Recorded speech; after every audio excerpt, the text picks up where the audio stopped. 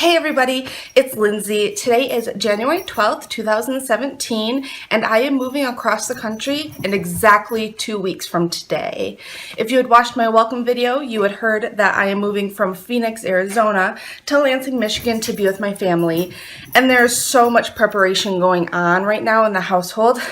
Things like, as you can see, my bookshelves are empty, except for Sock Monkey. He has to go to a friend who's expecting a baby.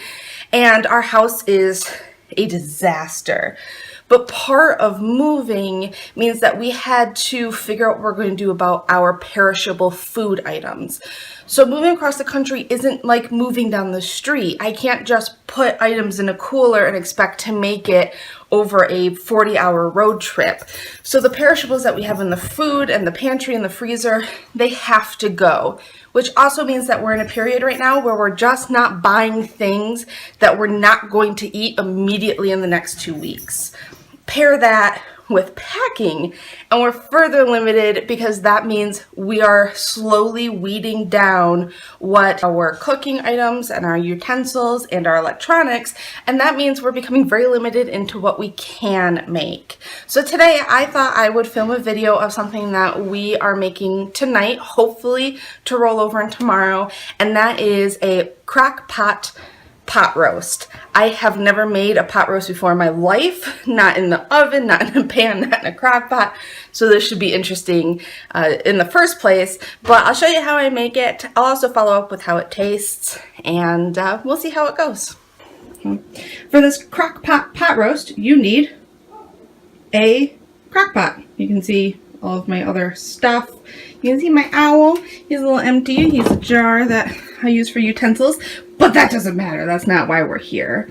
So let me take you through my ingredients list. Pop you up. So for this video, you need beef. We went with a beef brisket, has good fat marbling, maybe a higher fat content than we normally would like, but that fat is going to make it absolutely delicious. We are going to cube this. Okay, then we're going to throw this in the crock pot, and we're going to put it in the middle.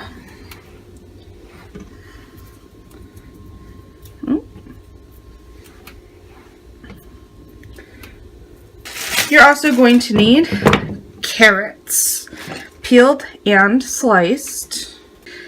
We packed our peeler, so at this point I think that I have done more harm than good to these carrots, but we are going to dice these up. I'm going to pop these in off to the sides. You're going to need 1 onion, thickly chopped. You're going to need potatoes. You can use whatever potatoes you want. I am a huge fan of baby reds. I buy them by the pack. I'm going to quarter and halve these.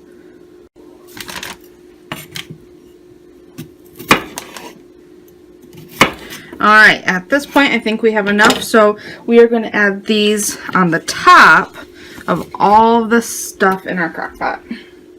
So now our crock pot is nice and super full. You can see all my potatoes on the top. Now we are going to set this on high, and we're going to cook this for 4 hours. I'm going to check in 2 hours. I'm going to stir it up, and I'm going to add some seasoning as well. All right, guys, we are at the 2-hour mark. You can see the condensation on the top of the crock pot. We are going to go ahead and season this real quick. I didn't season it when I put it in. That was a choice that I made just for flavor reasons. I figured now I can add in some salt, lots of salt because it's a really big dish, and I know I'm shaking the camera as I do this, sorry guys. We're also going to add in pepper, lots of pepper, yeah.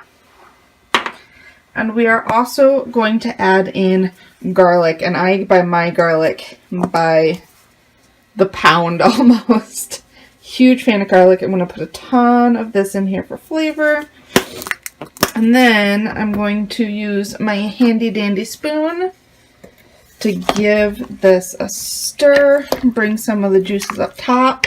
You can see that like the potatoes are still really starchy. I want to try to get those in the bottom so that the sauce can help penetrate and break down those starches.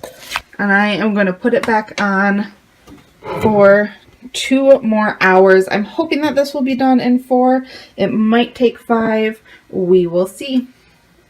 Hey guys, it is now the 4-hour mark in the crock pot, and if you look, my stuff actually is not cooked. You can't really see the texture, but the onions are still too crisp. The starch hasn't broken down the potatoes, and it's just not done.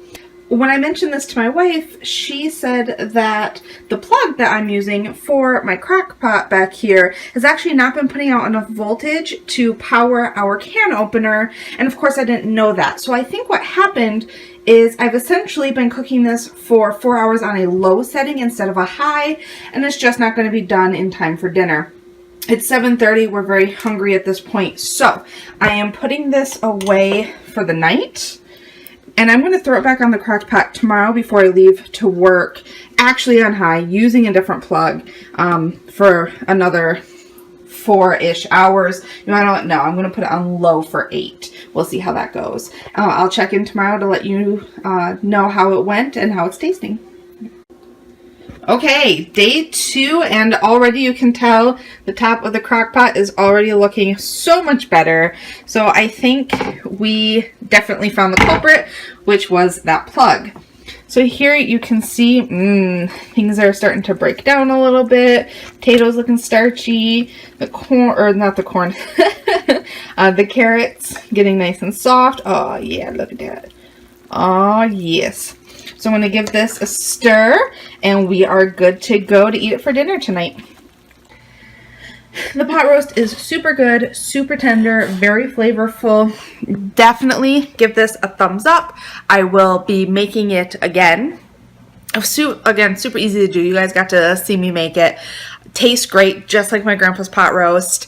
Really good with some gravy made from the drippings. You can even use a little bit of ketchup. 10 out of 10. Very easy to do.